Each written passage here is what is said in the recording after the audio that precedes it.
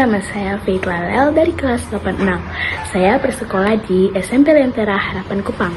Pada hari ini saya akan membagikan resensi saya yang telah saya buat. Resensi yang saya buat terambil dari buku bacaan fiksi yang berjudul Pinocchio.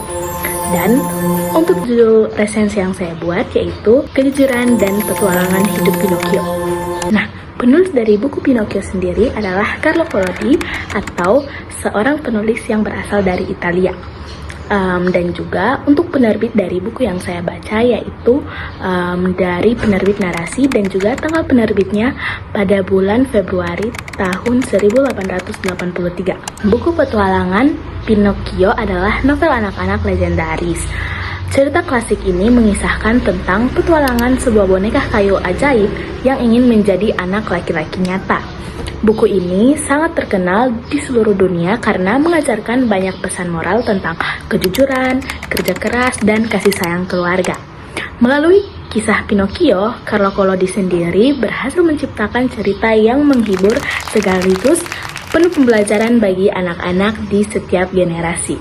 Nah, cerita ini bermula ketika seorang tukang kayu tua bernama kakek Geppetto membuat sebuah boneka kayu bernama Pinocchio yang secara ajaib bisa hidup. Bukannya menjadi anak yang penurut, Pinocchio justru sangat nakal, suka membolos sekolah, mudah tertipu oleh karakter licik, dan hidung kayunya akan langsung tumbuh memanjang setiap kali ia berbohong. Akibat sifatnya yang keras kepala dan suka melanggar aturan, Pinocchio terjebak ke dalam berbagai masalah berbahaya di dunia luar yang sangat asing baginya. Di tengah pelariannya, Pinocchio harus menghadapi berbagai rintangan berat yang menguji kejujurannya, sementara kakek Geppetto yang sangat mencemaskannya nekat pergi ke laut lepas demi mencari anak angkatnya tersebut hingga mengalami nasib yang sangat malang. Nah, tema dari buku bacaan ini sendiri yaitu perjalanan pendewasaan, tanggung jawab atas konsekuensi tindakan, dan juga kejujuran. Lalu, untuk tokoh-tokoh yang ada di buku ini, yang pertama sudah pasti Pinocchio. Pinocchio sendiri adalah anak yang nakal, suka berbohong, pemberani, dan juga penyayang. Lalu yang kedua terdapat kakek Geppetto. Kakek Geppetto sendiri sifatnya yaitu kesepian, penyayang, pekerja keras, sabar, dan juga pemaaf. Lalu yang ketiga, peri berambut biru. Peri berambut biru ini sendiri sifatnya yaitu penuh kasih dan keibuan, tegas dan adil, dan juga bijaksana. Lalu yang selanjutnya terdapat tokoh antagonis. Yang pertama yaitu merubah dan kucing. Sifat mereka berdua yaitu manipulatif, licik, serakah, dan juga brutal. Lalu yang kedua yaitu terdapat hiu raksasa, yang dimana hiu raksasa ini sendiri sangat agresif dan juga buas. Nah, lalu untuk tempat-tempat yang ada di buku ini sendiri yaitu terdapat bengkel atau rumah Geppetto, tempat permainan, pulau-pulau asing, dan juga rumah peri berambut biru. Lalu untuk waktu dari buku ini sendiri yaitu pagi, siang, sore, dan juga malam hari. Lalu untuk suasananya sendiri yaitu suram atau penuh kemiskinan, tegang, fantastis, dan terharu. Nah, pasti saja di setiap buku mempunyai amanatnya.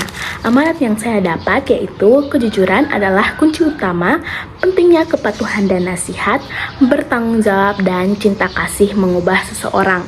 Ada juga pengorbanan dan kasih tanpa syarat, dan ada juga integritas dan kebenaran. Nah, teman-teman, pasti saja di setiap cerita mempunyai kelebihan dan juga kekurangannya. Untuk kelebihan dari cerita ini sendiri yaitu memiliki pesan moral yang kuat, karakteristik yang realistis, dan juga daya imajinasi dan fantasi yang sangat tinggi. Lalu, untuk kekurangannya, ceritanya yang cenderung suram dan juga menakutkan dan penuh kekerasan sehingga kurang cocok untuk anak kecil. Nah, sekarang kita sudah berada di akhir dari resensi saya, yaitu kesimpulan dan rekomendasi. Cerita Pinocchio mengajarkan bahwa kejujuran, ketaatan, dan kebaikan hati sangat berharga. Kita tidak boleh berbohong dan harus mendengarkan nasihat orang tua agar menjadi anak yang baik. Buku ini sendiri sangat direkomendasikan untuk dibaca guna menanamkan sikap jujur dan bertanggung jawab sejak dini. Oke teman-teman semua, mungkin itu saja resensi yang telah saya buat. Kiranya resensi ini dapat bermanfaat bagi kehidupan sehari-hari setiap kita. Terima kasih yang sudah nonton. Dadah!